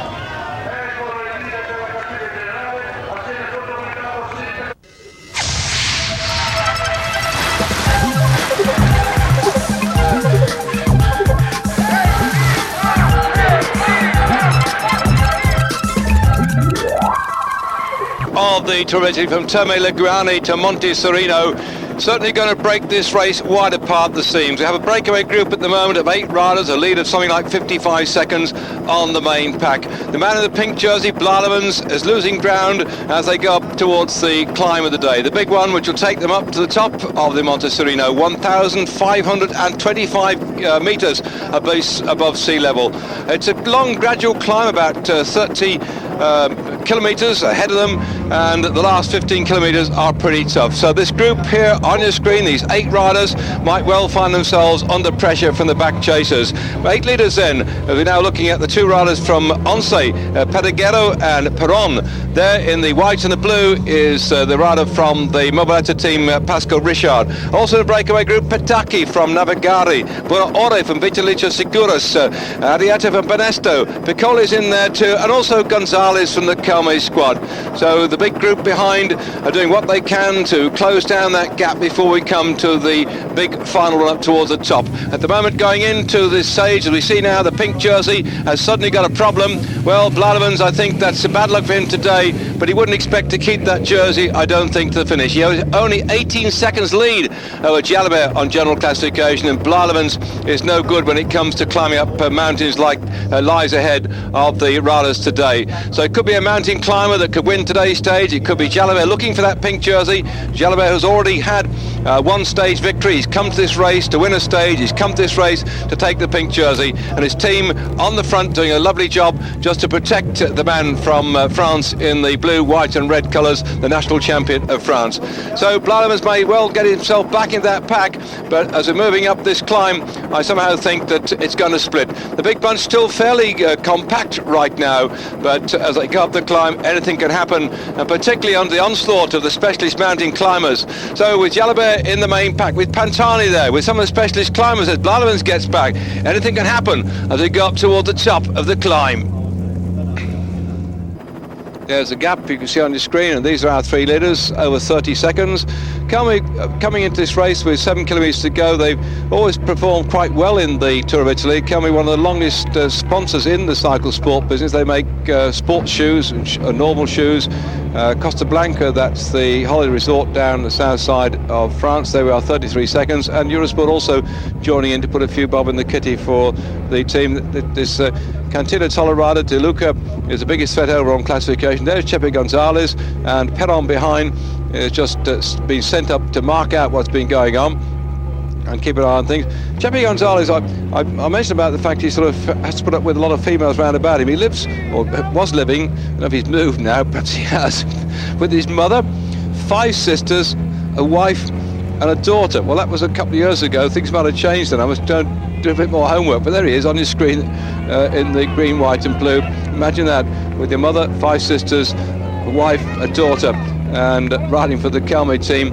They're 30 seconds back, so he's a very good climber. Second last year in the Kingdom Man. He won a stage in the Tour of Italy in 1997. He won stage 20, and we've got some very big climbs up at the back end of this race, and that's when they come through and start to go well. But he's already starting now to try and show his hand in the Kingdom Managed competition, and perhaps looking for a victory today on this stage from Terme Leguane to Monte Sereno, 139 kilometres, stage 5 of the Tour of Italy, and still some way to go, which I think we probably find behind us an eruption coming. And who's it going to be? 6Ks. It must happen. Come on, it's got to happen. It's a race within a race. They have to pull back De Luca, and Jalabert's lot must know that now. Surely they're not going to allow them to go say, oh well, that's the stage victory over and done with, and I'm going to get the pink jersey, says Jalabert, by sprinting out this little lot. Because the bonus times are there. Jalabert's now moved forward 1, 2, 3, 4, 5th from the front, just behind one of his teammates. In fact, the yellow jerseys are starting to come through. There we are, that's the side. Once have realised they've got to start to go. Jimenez is just up alongside him. Where is Pantani? Where is Camazin? Where is Rebelem? Well, Jimenez keeping an eye on things.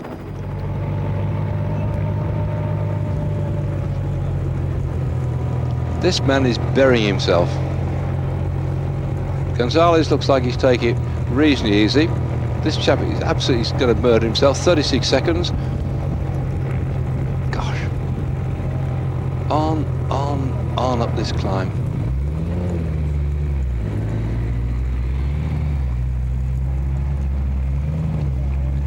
Perron still sitting in the wheels.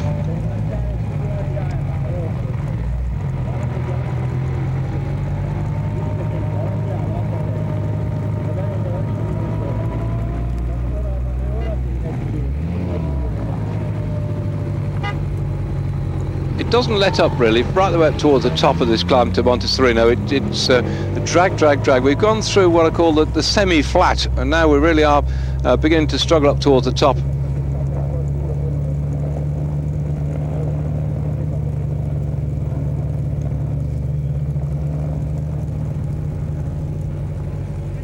Still no sign of anybody smashing this thing to pieces. 33 is Jimenez.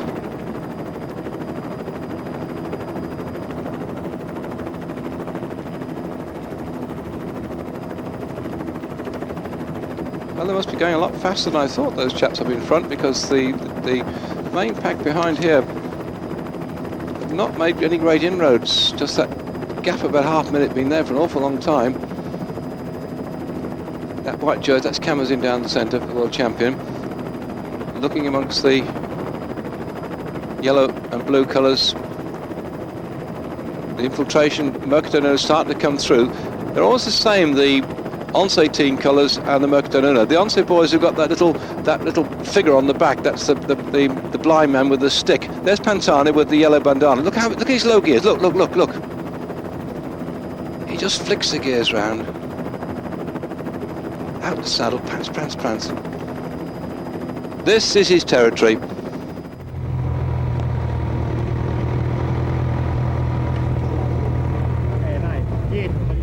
Well, he hasn't missed a beat, this chap. He's been concentrating all the way up and done most of the driving. Gonzalez has just been happy to stay on the wheels. He hasn't done much leading at all. 5 kilometres to go. De Luca must be wondering what he's got to do. He's towing these two. Oh, God, there's the devil again. See the trident? Any minute now, a man in a red skin suit, wearing a funny hat and carrying a trident, will leap out from the bushes.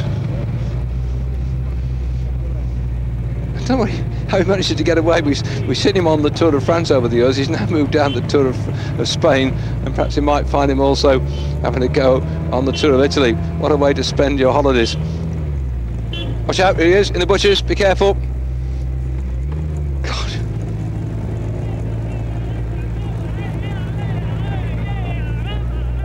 The world's full of some strange people who do strange things. They go pole squatting, they go deep sea diving, they do all sorts of things. They may go, I don't know, hang gliding for see how long they can stay up there, but some people wear strange gear and come out to cycle races just to get themselves on television. Right, that's his bit over and done with now. Right, back to bike racing. Who's it going to be? Amazing, there's still a much bigger pack than I expected. Pantani was saying he thought only 20-25 riders would be left at the end of this stage today, but we've got a pack there which must be maybe 45-50 strong. It hasn't broken as one would expect.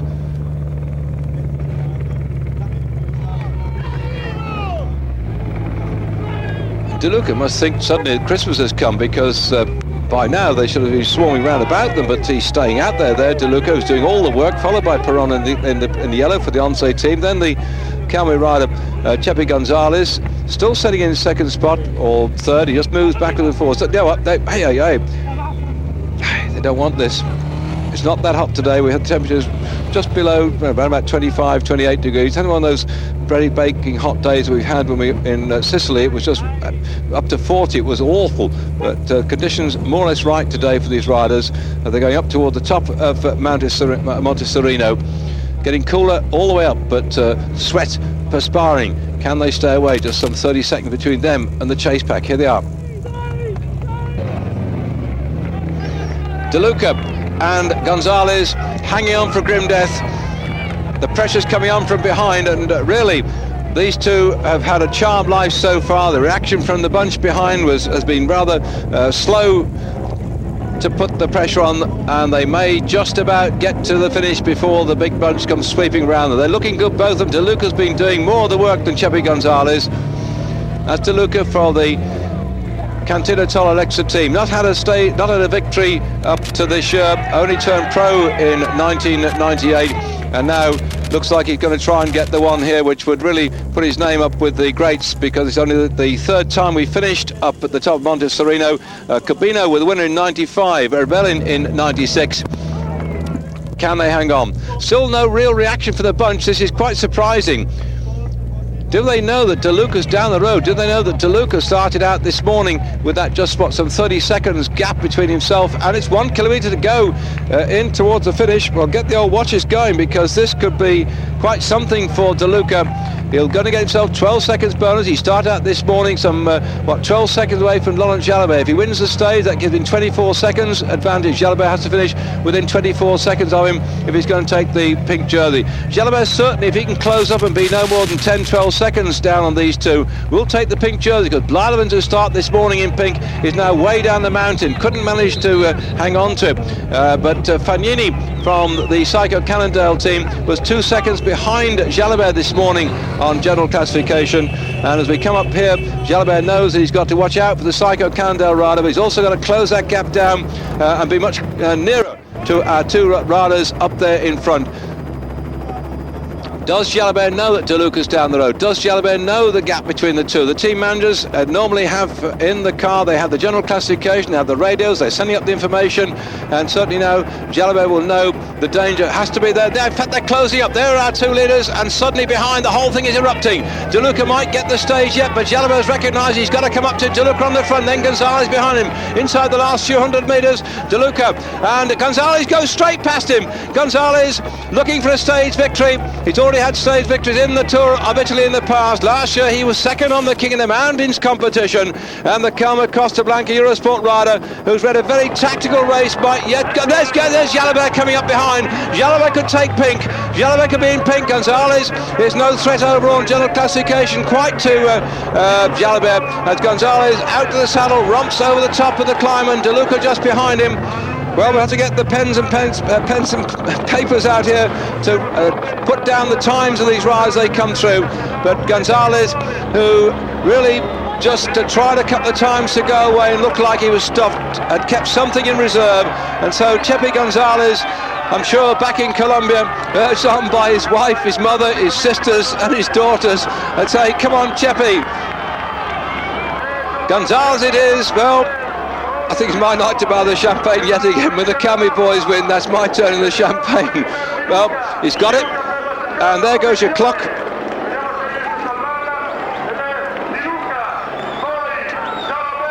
Well, it didn't show the gap, and I pressed the botch at the wrong time, but there's only a handful of seconds in. I reckon Jalabert's got the pink jersey. De Luca finishing second spot would have got 8 seconds bonus, but it wasn't enough, I think, to dislodge Jalabert, because he was 12 seconds down, and I think Jalabert's close enough to De Luca to keep that jersey. I pressed my watch very quickly. I've got 2 watches, one on each wrist, by the way, and I was trying to press one and I got it all wrong, and I got the date rather than the stopwatch bit. But that's been up. Look at the state of these chaps. Look at the faces. I thought they'd roll up at a reasonable rate of knots, but really that final 5 kilometres must have been done at a good speed, which has hurt a few people. Here he comes. So Gonzalez gets the stage victory. Gonzalez, he was 1 minute and 12 seconds down on Jalabert this morning. He looks over his shoulder, he's got the stage victory, he gets 12 seconds bonus, but that, for him, is more points in the bag for the King of the Mountains competition too. So that's him over and done with. Pleased with his victory. No concern with the pink jersey. That was being fought out behind him with De Luca, who was a big threat. And De Luca, you see, for Cantina Tolla Electro Aluminium, he's romping away, thought he got it, he'd been looking the strongest all the way through, and there off went Gonzalez, and behind them Jalabert knew what he'd got to do. He knew he had to get up to De Luca. He left it very late indeed. Gonzalez, no threat to him. 1 minute 12 seconds down this morning, or in fact take off that was the 1 minute down at 1:12 to Blyleven, so Jalabert just some 50 odd seconds away from Gonzalez, who would have got himself a little bit of bonus, but Jalabert had to really murder himself on this last little bit, because those 2 chaps were going to be a problem to him, and Jalabert must be in a big heap at the end of this one, because he had to come up there and stay close to those 2 on the finish line. You see how Gonzalez romped away. And I'm going to wait with bated breath on this one, because I think that not only we have the presentation of the stage victory to Chepe Gonzalez, but look how quick they came up. Look at the speed at which they came up here. Jalabert did all the driving on the front. He absolutely buried himself, and he said he came here to do two things. One was to get a stage victory, but he got yesterday 1 and 2 and 3 and 4 and 5, and he got himself probably third spot, just ahead of Marco Pantani. He may have got third spot. He may have helped himself to 4 seconds bonus, Jalabert, or Pantani might have got him, because Pantani thrust his bike at the line at the last minute. But keep your fingers crossed. I think Jalabert could be in pink, but certainly today's victory went to Chepe Gonzalez, who came convincingly on this climb up the top of Monte Sereno.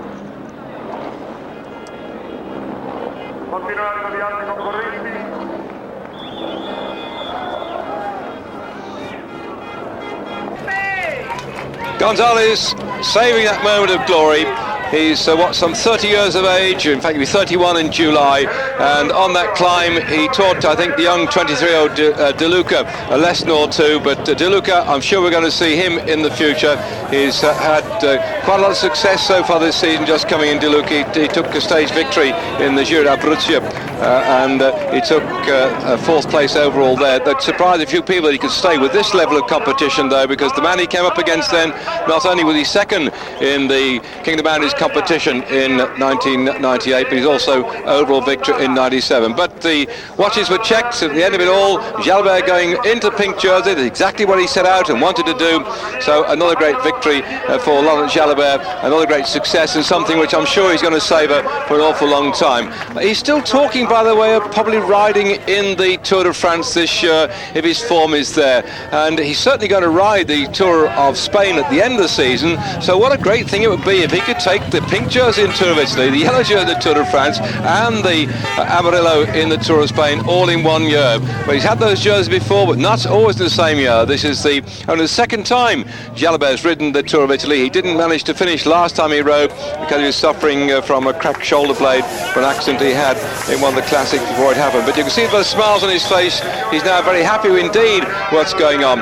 And tomorrow he should be able to keep that jersey, because it's the longest stage of the race, 257 kilometres in all, and it goes a bit downhill to the finish. But it was so close. You see De Luca at 7 seconds, Rebellin in third spot at 14 seconds on the overall rankings. I think Jalabert's team will stick to him tomorrow like glue, and make sure he keeps that jersey on the stage running into the finish after that longest stage race to Foggia. And further on down, see, Gotti was still just poised there, but we're looking at the picture of the back-enders, the laughing group. No laughing matter for Blademans. He knew he'd lose the jersey, but coming in nearly 17 minutes down, in fact just going on the clock, over 17 minutes down on the pink jersey, who was up there on the rostrum taking his plaudits.